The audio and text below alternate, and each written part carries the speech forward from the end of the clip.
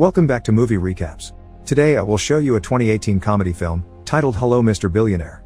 Spoilers ahead. Watch out and take care. Duo Yu Wang is a 37-year-old goalkeeper for minor league soccer team Dashong, who hasn't had a very successful career. In the past few years, he's bitten an opponent and gotten kicked out of the game for it, played for a female team while pretending to be a woman, worked as a human sushi plate, and even modeled with no clothes for painters. When Mr. Jin calls him to have lunch with him, Duo Yu thinks he's about to be recruited to a more successful team, but it's actually exactly the opposite. Mr. Jin wants to pay him so Duo Yu will lose his next match on purpose, but he turns down the offer, explaining he dislikes fraud and for this, he won't allow the other team to make even one goal. When the day of the match comes however, Duo Yu gets cocky and distracted after catching just one ball, allowing the opposite team to score 5 goals against him. The other team's players even throw him up in celebration for having lost so easily to them. After being kicked out of the team, a depressed Duo Yu doesn't want to leave his apartment, but his teammate and best friend Chang Zhuang visits him and drags him out to take him to talk to the coach, promising he'll get his job back. His plan doesn't go well though. The coach has no interest in taking Duo Yu back, and thinks a dog is already a better goalkeeper than he ever was. When Chang Zhuang threatens to leave if Duo Yu isn't welcome back, the coach laughs and lets him go, considering losing both of them at the same time a great thing for the team. On their way back home, when stopping the car at a red light, a traffic racketeer pretends to have been hit by them. Since he refuses to admit he's acting, Duo Yu and Chang Zhuang grab him, bump him against the car a couple of times and even use his body to clean the car window. A young woman Xiaju suddenly sees them and calls them bullies, recording everything with her phone and calling over more people to be witnesses, not believing the racketeer explanation since she caught them with their hands in the cookie jar. This lands both of them in jail. The one to pay for their bail is Mr. Jin, who tells Duo Yu he isn't actually involved in the soccer business and their meeting the other day had only been a test. He takes them to his office and, after telling Chang Zhuang to wait outside, he introduces Duo Yu to Mr. Yin and Mr. Lai of Guangming Trust Fund. The three men explain to Duo Yu that his grandfather had a brother that fell out with his family and lost contact, causing everyone to think he was dead, but actually, he only passed away last month. Duo Yu is the sole heir to his fortune, but to be able to receive the money, he has to pass a test, which his second grandfather explains through a video he recorded before dying. Duo Yu must spend 1 billion yuan in 1 month, and if he's successful, he'll receive the rest of his second grandfather's money, 30 billion yuan. There are some conditions though. The money must be spent legally. He can't have any assets left at the end of the month. He can't get gifts or give money to charity. All money must be spent on himself. He can hire up to 100 people but he must accept the service they provide. He can't destroy any valuable stuff he could buy. He can't bid up to excess the prices of the market, and he can't tell anyone of this game. In case his grandson can't take the challenge, the old man has added a coward clause. Duo Yu has the option to take 10 million yuan and leave as if nothing happened, which means the fortune would stay in the trust fund for Mr. Yin and Mr. Lai to use, or accept the challenge, which could leave him with nothing if he loses. Duo Yu takes the challenge, so Mr. Jin informs him he'll be monitoring him for the following month to make sure he follows the rules and assigns one of his company accountants to him to keep track of his expenses. This accountant turns out to be Xiaju, who doesn't want to work for him after what she saw on the street, but Duo Yu decides to hire her anyway as revenge for sending him to jail. Afterward, Duo Yu takes Chang Zhuang with him and together they go to the vault to see the money, almost passing out when they see so many bills together in one room. On their way out of the bank with bags full of money, Duo Yu already starts spending it by hiring all the guards working there by promising them excessive salaries. After renting some cars as well, Duo Yu goes to see his old soccer team and informs them he'll be renting them and a team from the major league, the Hongtai, to play against them in the future after he's done repairing the whole stadium. The team doesn't believe he's rich now and laughs at him, so to make his point, Duo Yu makes an excavator come over and drop a bunch of money in the middle of the soccer field. The whole team joins Duo Yu in his cars, although when they take the road, he travels alone with Xiaju to try to hit on her, but she informs him she already has a boyfriend, an orator and educator that talks about spreading positive energy and doesn't care much about money. Shortly afterward, they make it to a very fancy hotel that requires membership, but Duo Yu simply talks to the manager and offers him extra money to allow them to rent the entire hotel for the whole month. And seeing the insane amount of money he offers, the manager accepts before taking them to the dining room for a celebratory banquet. All this falls under the rules, since Duo Yu is allowed to buy things for his employees and he's renting the team now. During dinner, Duo Yu announces he'll be opening a new investment company and the CEO will be Chang Zhuang, who is very touched by the gesture because he doesn't know Duo Yu chose someone who isn't smart on purpose so he can lose him money. From then on, Duo Yu starts spending as much money as possible, from a $1 million haircut to renting clothes, furniture, and cars, which confuses Xiaju because it would be cheaper to buy these things. She points out that at this rate, he'll lose it all in half a year, which is too fast for her taste but too slow for his, but he cannot tell her this. At that moment, Xiaozu's boyfriend Jian Lu arrives to take her with him to his lecture about not being slaves of money. After turning down the offer of a drink, Jianan tells Duo Yu about his lecture, which sadly hasn't sold any tickets. Duo Yu grabs some money from his safe and buys them all for his team, instantly making Jianan drop his anti-capitalism stance. He accepts the drink even if he usually doesn't have alcohol and offers his services as a gardener, which Duo Yu accepts. Disappointed by seeing he isn't the man she thought he was, Xiaoju breaks up with him. Sometime later, Duo Yu has his first meeting with his new investment company and orders them to invest in a bunch of sunset industries that could be shut down any minute now. Right after that, a crazy man tries to get funds for his weird invention, a machine that lets you swim on land. Duo Yu gives him money as well before asking if anyone else had a dream, so he can fund them all no matter how ridiculous they are. The following day, while Duo Yu is having a massage, the masseuse Shasha tries to sleep with him and doesn't take no for an answer. As she corners him against a statue, Xiaoju arrives to remind Duo Yu of their next meeting, saving him just in time. They join Mr. Yin and Mr. Lai on the golf field, which his team will be using to train, and Duo Yu sees Shasha there with them, discovering she had been hired by Yin and Lai to spy on him and get him to lose the challenge. Duo Yu invites the two men to lunch, but since the rules say he can only treat his employees and any other expenses would come out of his own pockets, he serves Yin and Lin instant ramen.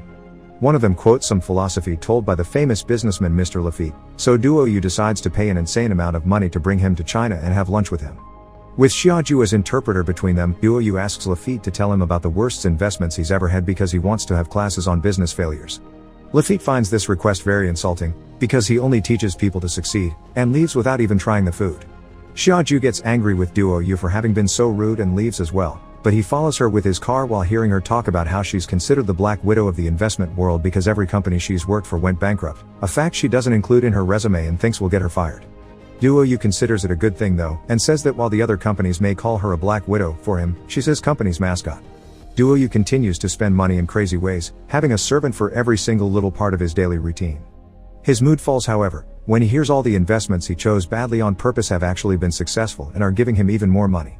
After sending his employees away, Duo Yu throws a tantrum in the meeting room, cursing his luck.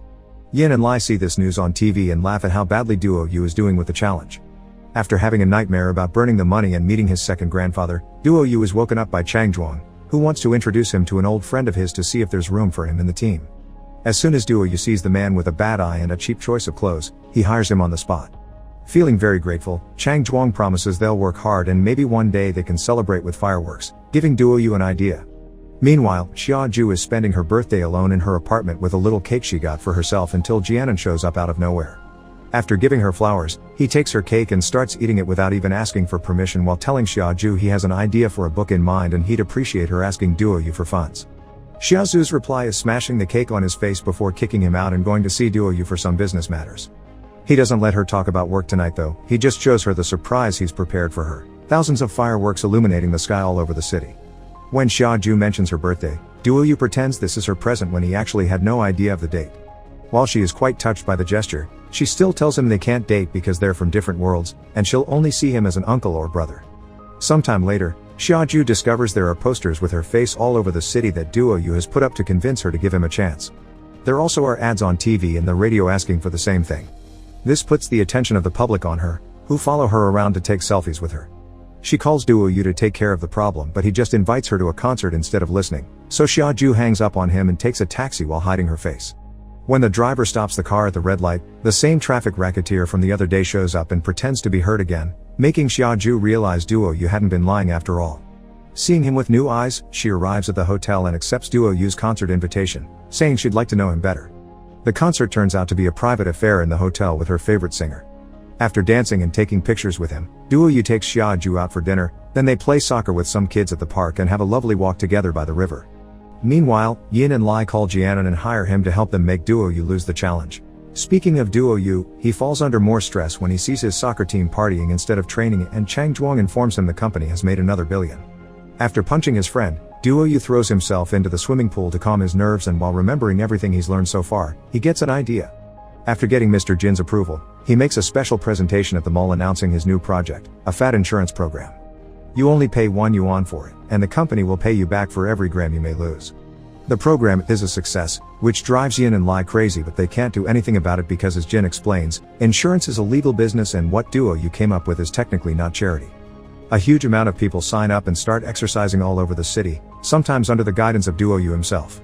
Gyms are crowded, and people begin to use alternatives like normal stairs and even the land swimming machines. This project earns Duo Yu an award as Humanitarian of the Year, and when he goes up to the stage to receive it, he tries to explain he's not doing this to help people but because of business reasons, but nobody takes him seriously. When the day of the soccer match finally comes, the players of the Hung Tae team promise they'll break a record and make a 2-digit number of goals. Most of the stadium is cheering for them, while Dashong only has a small section of fans among the crowd, but they still manage to make a big entrance by arriving in helicopters. As soon as the match begins, Chang Zhuang pretends to be hurt, so the most important Hung Tae player gets red carded, giving them an advantage of 1 extra player. Sadly, this isn't enough, and during the first half, Hung Tae scores 8 goals while Dashong makes 0. Duo Yu thinks they should at least stop them from scoring 2 digits to keep some dignity, so during the second half, they try some ridiculous tactics like forming a circle of players around the opponent. This is still not enough to stop them from making the 9th goal, so the Dashong goes for their last and most desperate strategy, putting all players in front of their goal to stop any incoming balls, even if they have to use their faces or groins to achieve it. Meanwhile, in the audience, Xiaoju finds Jianan and tells him his payments have been missing on the paperwork, which he has been doing on purpose to make it seem like Duo Yu is spending less than he is. Tired of hearing her defend him, Jianan finally tells her the truth about the game, claims Duo Yu is just using her, and tries to win her back, but Xiaoju hits him with her purse and leaves the stadium, intending to tell Mr. Jin about all this. Jianan chases after her, following her into some shady parts of the neighborhood. Back to the match, the Dashong team is defending the goal to the point of bruises and bleeding. This determination earns the sympathy of the audience, who starts cheering for them, and even their coach tries to join the match when they run out of substitutes, but he slips on a water bottle and is out of the game before he can even do anything. Thankfully, having each other in their memories as a team together with the public's support is enough for them to hang on until the end and not let a single goal more happen. When the referee ends the game at 0-9, the whole stadium celebrates as if Dashong had won, because stopping such an important team from reaching 2 digits feels like a victory. In the middle of the celebration, Duo Yu gets a call from Xiaozu's phone, but there's a mysterious voice on the other end of the line telling him he's kidnapped his girlfriend, sending a picture to prove it. Duo Yu thinks this is another plan by Yin and Lai, so he hires some criminals to make them confess, but they only admit to having hired Jianan to fake the bills, nothing else. Duo Yu gets another call from the kidnapper then, showing him how he's pushing Jianan off the edge of a building and threatening to do the same to Xiaoju if he doesn't pay 10 million before 6 o'clock. Duo Yu now is in a difficult situation, because if he pays to save Xiaoju, he'd be breaking the rules of the game and lose his second grandfather's fortune. What he doesn't know is that this isn't real, it's the third and final test his grandfather left him. He has to prove he cares more about a human life than money. If he does, then he wins the challenge. Jianan and Xiaoju are fine, and the kidnapper is just Mr. Jin, who believes in Duo Yu and is sure he will come through. As the hours pass, however, Duo Yu spends them drinking and singing at the karaoke and doesn't show up in time. At 6 o'clock, Mr. Jin and Xiaoju get ready to leave, feeling rather disappointed, but when they're about to take the stairs, they find Duo Yu crying with his bags of money, ready to exchange them for Xiaozu's life. Mr. Jin congratulates him on passing the test and plays the last message the grandfather left for Duo Yu, making him wonder how come he never got married or had kids when he was so rich. Mr. Jin reveals then he was the grandfather's significant other. Many months later, Duo Yu and a very pregnant Xiaoju come back from traveling around the world. Now they've enjoyed themselves enough, they're ready to donate all their money, but they interrupt their paperwork process when they realize they need to keep at least some for their future baby. The couple starts making a list of things they need, and while it starts pretty basic, it becomes filled with enough extravagant things that will end up with them donating nothing. Make sure to subscribe and turn on notifications so you can watch more videos like this. Thanks for watching.